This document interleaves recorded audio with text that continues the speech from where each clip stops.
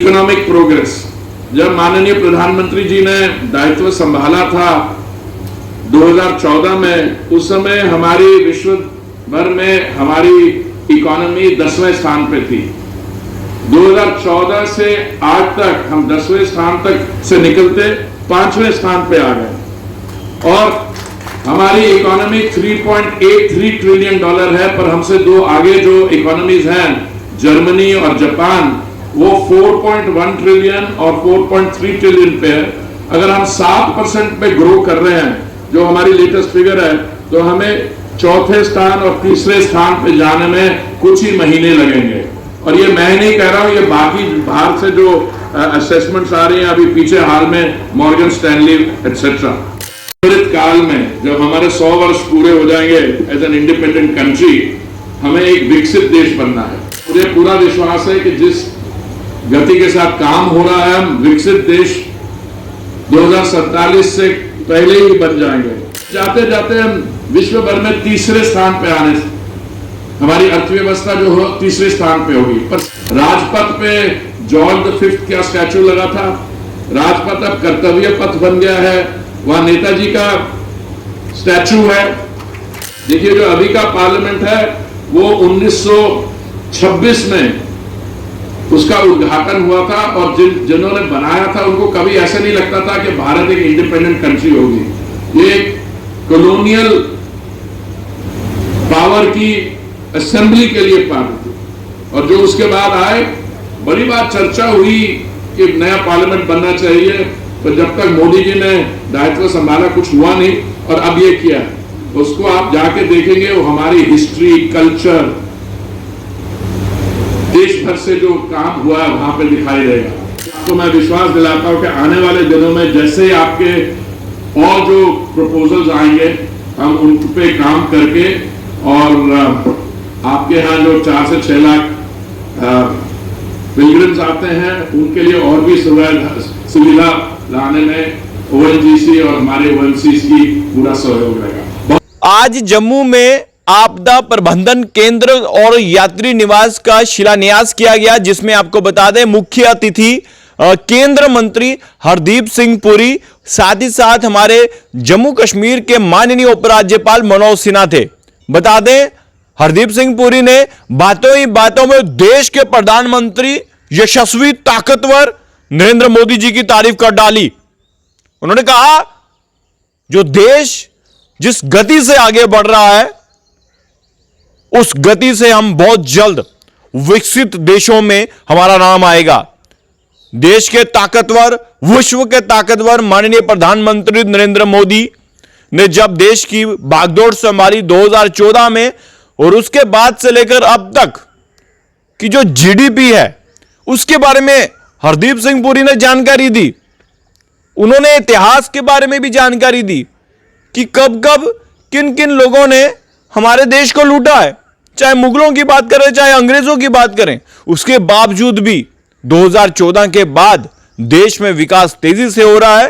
और बता दें हरदीप सिंह पुरी ने यह भी कहा कि 100 साल आजाद होने से पहले ही हमारा देश की जो गिनती है वो विश्व के जितने भी विकसित देश है उनमें नाम आएगा। यह तो गर्व की बात है। आइए सुनते हैं क्या कहा केंद्र मंत्री हरदीप सिंह पुरी ने।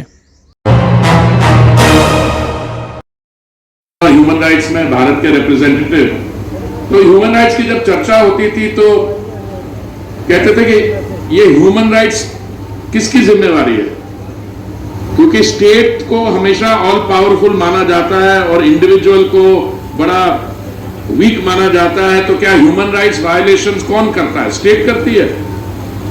ये पुरानी थिंकिंग है ब्रिटिश पॉलिटिकल साइंस की। और फिर शुरू हो गए, ये पहुंचती पहुंचती ये चीज चल गई कि इंडिविजुअल में अलकायदा पैदा हो गया, नॉन स्टेट एक्टर पैदा हो गए, उन्होंने आतंकवाद शुरू कर दिया। तो ये जब डिबेट बढ़ रही थी तो फिर ये आइडिया आया कि जो हमारे सक्सेसफुल कॉर्पोरेट एंटिटीज हैं, उनको अपने प्रॉफिट्स में से कुछ छोटी परसेंटेज, शायद 2% है, तो उसको अलग रख के कॉर्पोरेट सोशल रिस्पॉन्सिबिलिटी या CSR में प्रोजेक्ट लेने चाहिए। और मैं आपको बताना चाहता हूं, जब से ये शुरुआत हुई है बहुत गलतफहमियां रही हैं। कुछ लोग समझते हैं कि ये CSR ऐसी चीज होती है जिसमें वो केंद्रीय मंत्री जो होता है वो इशारा कर देता है किसी को कि ये कर दीजिए। असलियत ये है कि प्रोजेक्ट अच्छा हो तो किसी को भी इशारा करने की जरूरत नहीं होती। जो आपका जो ये प्रोजेक्ट है, जो आप यहाँ पे 400 हमारे जो पिलग्रिम्स आते हैं हर वर्ष, मुझे कहा गया कि 4 से 6 लाख आते हैं, उनके लिए जो आप रहने की व्यवस्था बना रहे हैं, उसमें डिजास्टर मैनेजमेंट सेंटर भी होगा, 54 कमरे होंगे, 18 डॉर्मेटरीज होंगी।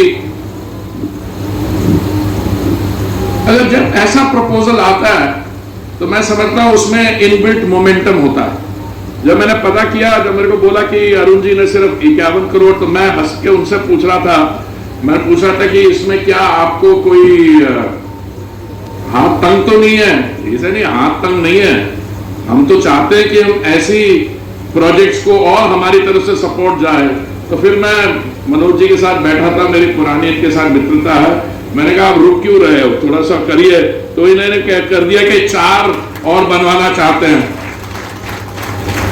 और ये मैंने तो 5-6 महीने की इसलिए की क्योंकि हम लोग अब जैसे अब जून में महीने में आ रहे हैं, उसके बाद हम लोग बाद में जाके और चीजों में व्यस्त हो जाएंगे, तो आप 4-5 महीने, पर इन्होंने कहा नहीं 1 महीने में करें। तो मैंने आपको मैं यहाँ ही पब्लिक फोरम में वादा करता हूं, आप जैसे प्रपोजल बनाएंगे अरुण जी के और हमारे यहाँ, उसमें 2-3 हफ्ते भी नहीं लगेंगे।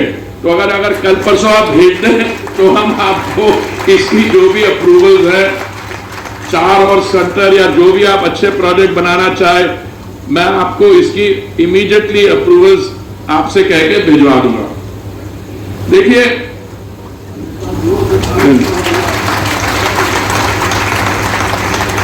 देखिए मैं आया यहाँ था माननीय प्रधानमंत्री जी के 9 वर्ष के जो उनकी सरकार में कार्य हुए उनकी चर्चा करने, और मुझे कई मौके मिले हैं यहाँ पे भी।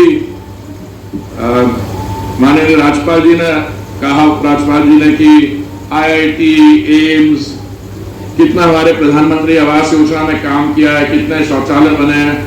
पर मैं आपको आज जो माननीय प्रधानमंत्री जी ने और जो काम किया as his devotion towards lord Shiva, उसके बारे में कुछ मैं 2-4 आपको चीजें बताना चाहूंगा।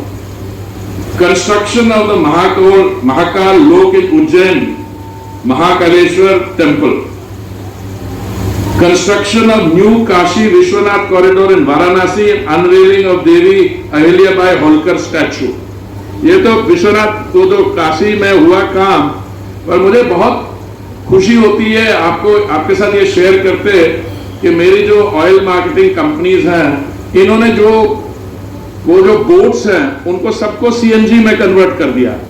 और पीछे एक बहुत शानदार कार्यक्रम हुआ था जिसमें मैं भी गया था, जो सारी घाट्स की ब्यूटिफिकेशन हुई है एक्सेट्रा, तृतीया घाट और बाकी लेके, मैं समझता हूं ये हमारे लिए बहुत गर्व की बात है। Somnath temple complex in Gujarat, new amenities at Kedarnath temple, establishment of Adi Shankaracharya statue of belief Vishwas Swaroopam in Nathdwara Rajasthan, connecting road for 4 Dham of Uttarakhand, Shri Ramanujacharya statue of equality in Hyderabad, पूजा और new parliament building was done in Shaivite Padati। अब देखिए,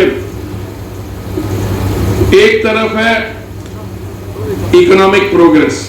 जब माननीय प्रधानमंत्री जी ने दायित्व संभाला था 2014 में, उस समय हमारी विश्व भर में हमारी इकोनॉमी 10वें स्थान पे थी। 2014 से आज तक हम 10वें स्थान तक से निकलते 5वें स्थान पे आ गए, और हमारी इकोनॉमी $3.83 ट्रिलियन है। पर हमसे 2 आगे जो इकोनॉमीज हैं, जर्मनी और जापान, वो 4.1 ट्रिलियन और 4.3 ट्रिलियन पे है। अगर हम 7% पे ग्रो कर रहे हैं, जो हमारी लेटेस्ट फिगर है, तो हमें 4थे स्थान और 3रे स्थान पे जाने में कुछ ही महीने लगेंगे। और ये मैं नहीं कह रहा हूं, ये बाकी बाहर से जो असेसमेंट्स आ रही हैं अभी पीछे हाल में, मॉर्गन स्टैनली एटसेट्रा। मैं आपका ज्यादा समय नहीं लेना चाहता हूं, पर मैं अपनी तरफ से आपको एक त्वरित काल में, जब हमारे 100 वर्ष पूरे हो जाएंगे एज एन इंडिपेंडेंट कंट्री, हमें एक विकसित देश बनना है। और मुझे पूरा विश्वास है कि जिस गति के साथ काम हो रहा है, हम विकसित देश 2047 से पहले ही बन जाएंगे। उन्होंने साथ में यह भी कहा कि हमें जो अपना कॉलोनियल माइंडसेट है उससे छुटकारा लेना है। देखिए, बकायदा हमारी 2047 में we may be only 100 years old as an independent country, पर हमारी जो संस्कृति सभ्यता है ये 5000 या 7000 वर्ष पुरानी है। जो दुनिया में एंशिएंट सिविलाइजेशन मानी जाती हैं, जैसे चीन की सिविलाइजेशन या मेसोपोटामिया में, वेस्ट एशिया में इजिप्शियन सिविलाइजेशन और इंडस वैली सिविलाइजेशन, मैं आपको बताना चाहता हूं इन तीनों में से हमारी एक लिविंग सिविलाइजेशन, वाराणसी जो 1000 वर्ष पुराना शहर है उसको हम मॉडर्नाइज कर रहे हैं, उसमें स्मार्ट सिटी के हम फीचर्स दे रहे हैं। पर दुख की बात यह है कि कई हम में से हमारी जो सिविलाइजेशनल इथोस है कई हजार वर्ष की, उसको हम डिफाइन करते हैं 190 वर्ष जो हम कॉलोनियल डोमिनेशन में रहे। सन 1700 में जब मुगल एम्पायर का समय था, उस समय कुछ हमारे व्यापारी लोग ऐसे थे जिनको मुगल एम्पायर ने जगत सेठ का टाइटल दिया। जगत सेठ का मतलब है बैंकर्स ऑफ द वर्ल्ड। वो इसलिए क्योंकि 1720 में जगत सेठ की जो इकोनॉमिक स्टैंडिंग थी वो यूके की इकोनॉमी से बड़ी थी। वहां से शुरू होती है बात। 1750 में एक कैम्ब्रिज हिस्टोरियन ने रिसर्च की है, उनका नाम है एंगस मैडिसन। उन्होंने कहा कि 1750 में, 1750 का हम क्यों ले रहे हैं क्योंकि 1757 बैटल ऑफ प्लासी से पहले 1750 में भारत की जो अर्थव्यवस्था थी वो दुनिया के जीडीपी में 25% से अधिक कंट्रीब्यूट करती थी। और आया फिर उसके बाद 190 साल का ये कॉलोनियल डोमिनेशन, अंग्रेजों की हुकूमत, और हम 25% से गिरते गिरते गिरते सिंगल डिजिट में आ गए। और सिंगल डिजिट में भी आके हम 1947, अब उसको माननीय प्रधानमंत्री जी ने जो काम हो रहा है, हम 10वें स्थान से 5वें स्थान पे है। 5वें स्थान पे आने में हमने किसको ओवरटेक किया? उन्हीं लोगों ने को जिन्होंने हम पे 190 साल की हुकूमत की। और अभी जाते जाते हम विश्व भर में 3रे स्थान पे आने, हमारी अर्थव्यवस्था जो हो 3रे स्थान पे होगी। पर साथ साथ हमारी जो सिविलाइजेशनल इथोस है उसको हम रिक्लेम कर रहे हैं। राजपथ पे जॉर्ज V का स्टैचू लगा था, राजपथ अब कर्तव्य पथ बन गया है, वहां नेताजी का स्टैचू है। और आप में से जिन्होंने नए पार्लियामेंट देखी है, अभी तो अब अगला सेशन वही होने वाला है, मुझे पूरा विश्वास है आप सबको मौका मिलेगा।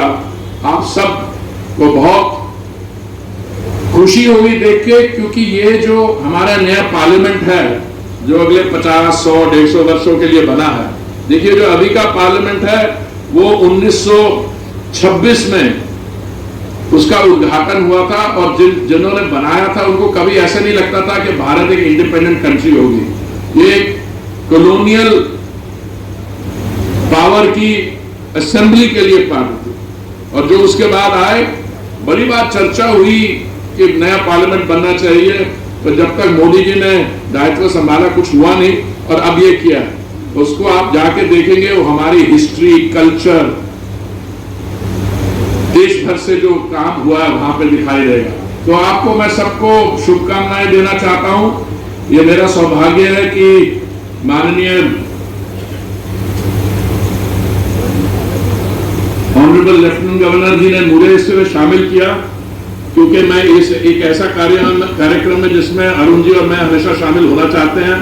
और आपको मैं विश्वास दिलाता हूं कि आने वाले दिनों में जैसे आपके और जो प्रपोजल्स आएंगे हम उन पे काम करके, और आपके यहाँ जो 4 से 6 लाख पिलग्रिम्स आते हैं उनके लिए और भी सुविधा लाने में ONGC और हमारे OMCs की पूरा सहयोग रहेगा। बहुत बहुत धन्यवाद।